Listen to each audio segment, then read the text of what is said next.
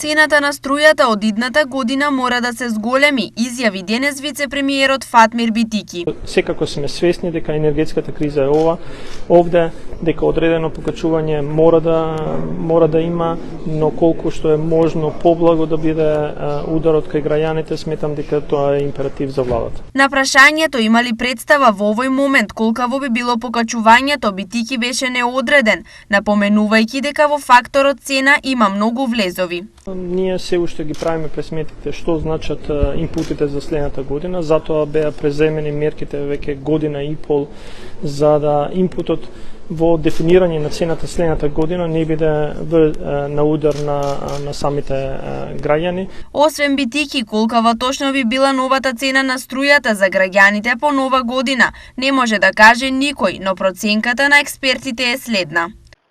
Значи, комплетната цена со данокот ќе биде за 5% повисока, али да се земе во обзир дека и цената на електричната енергија на берзата ќе биде многу повисока. Па ете на 1000 денари 5% 50 денари, или на 10.000 денари му дојде 500 денари.